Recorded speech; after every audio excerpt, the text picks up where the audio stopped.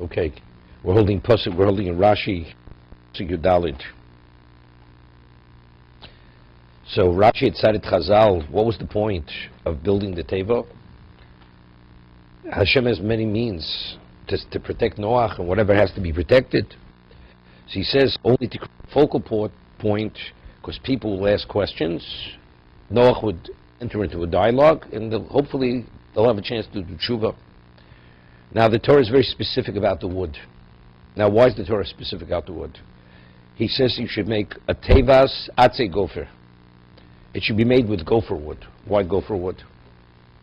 I mean, whatever the wood was, why is it important for us to know what it was? And if it would have been cedar wood, or mahogany, or whatever it is, or walnut, it's irrelevant. But the Torah is very specific, atze gopher. We find by the box that Yocheved made, also the Torah reveals to us what kind of wood it was. Right? It says tevas gomeh. So Rashi over there explains what tevas gomeh. She'omei b'fnei arach b'fnei akosha. Because since it gets bumped into, it's balls of wood. Balls of wood, it has a certain flexibility. Even if it crashes into something, it doesn't break upon impact. So that's why Yocheved chose the atze gomeh. That's gomeh wood. But what's the gopher? Now, what is alluded in the word gopher? So Rashi said it's a medrash. Kach shmo v'lo means there. Why did Hashem choose this particular wood? Al shem gofris shenigzar aleim limochus bo. Gofris in Hebrew is sulfur. The water ultimately, if they wouldn't do tshuva, became sulfuric. So it's to allude that what will be the consequence if they don't? When will this teva be needed? If there's no flood, okay. But when will it be needed? If they don't do tshuva, it's going to be gofris, as says gofris and melech. Kinim. You should make rooms, madurim, like cubicles. Madurim modur chobeim v'chayu. Each species had its own cubicle.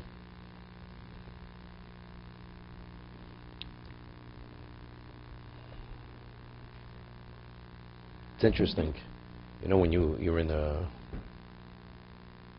I mean, you ever think about it? You know, in the jungle, Ira, this is part of your background. In the jungle, you have a jungle. I mean, does each animal have its own specific cubicle? Right? But in the zoo, each species has its own area.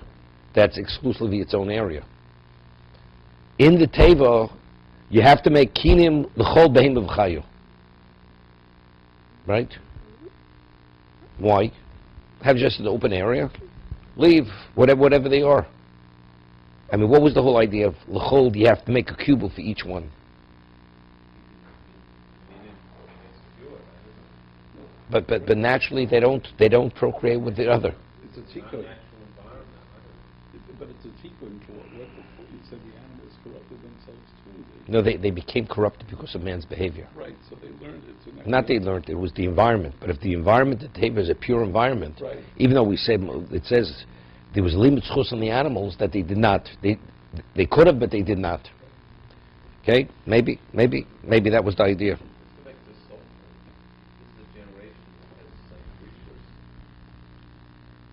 Yeah, but a person knows.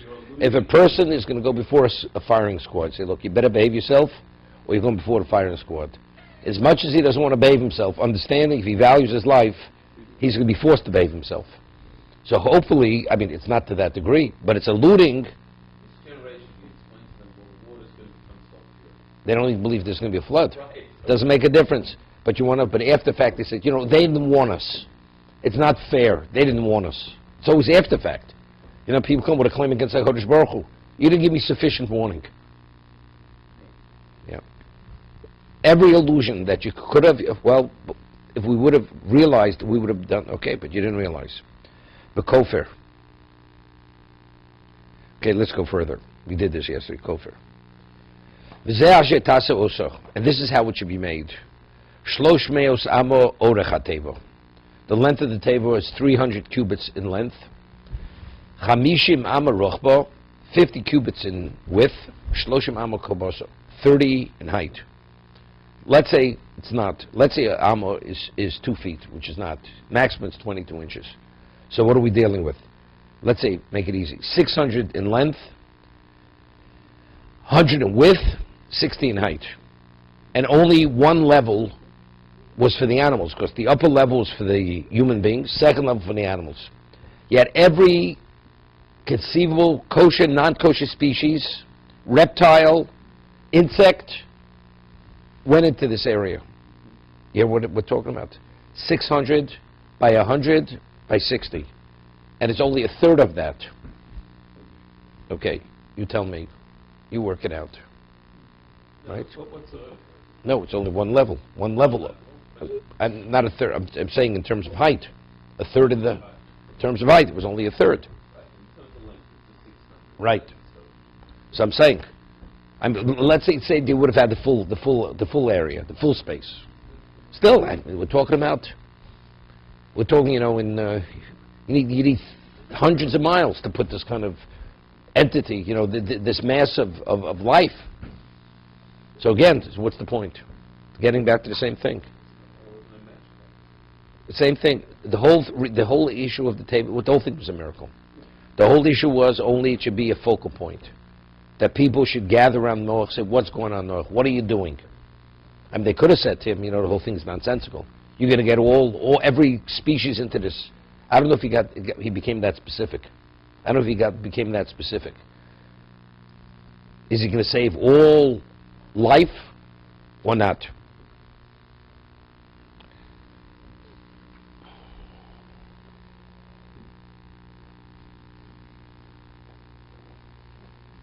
Not like it'd be fair to, when we look at all the numbers here, the length, the width, the height, and all that. If we go through the same thing on the building of the Mishkan, we go through the same thing on the building the first base of Mikdash. It's Ruchnius and Gashmius. If we only look at it from Gashmius, then obviously it's an absurdity. But if we look at Ruchnius, then as you were saying, it has to be. No. How do all the people? No relevance. No. There's no any relevance to this. It's a different issue. The numbers have significance, whatever they are. Of course, in Ruchni. But the reason why what we call miut machzikis ruba, that the smaller could contain much larger, it's not because of the specification. Specifications, each one is an allusion to something at a higher level. It's a miracle, finished. But we're asking the question, but if you have to do a miracle, do the miracle, let them be suspended animation, or whatever else it may be. So they're good, that's what Rashi said. Right? That it had to be something of a dimension that people would notice it, and they would ask, and then they'll engage with Noach. Tzohar tasa leteva. What's a tzohar? Tzohar is a window. Right? Machlokas. Tzohar tasa leteva. Al'ama techalenim al-mala, on the top of the teva should come to only an amma. Upescha teva psida tosum. And when you put the entrance into the ark, it should be on the side, not on top. It shouldn't be like a hatch.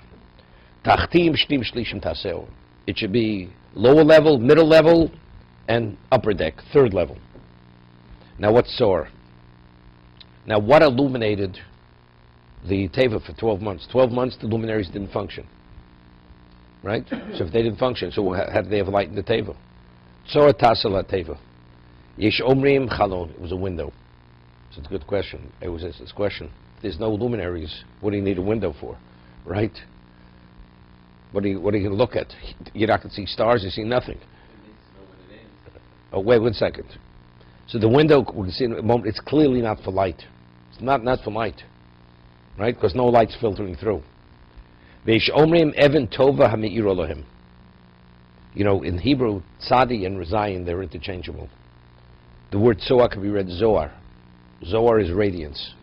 Right? It radiates. A window is called tzohar because the radiance of the sun comes through the window. That's the reason why it's called Tzohar. So good. Even according to the opinion that it's chalon, but what was the source of light? The source of light was the diamond. They're not arguing what the source of light is. The question is, what does the word Tzohar mean? You following? Mm-hmm.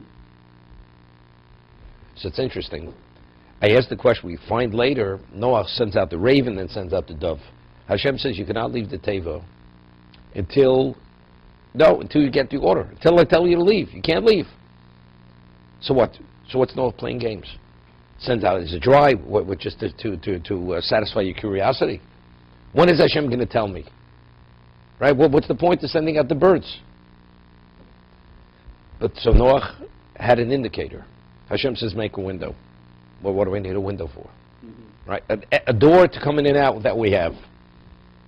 The light is what? Is the diamond. So what do I need a window for?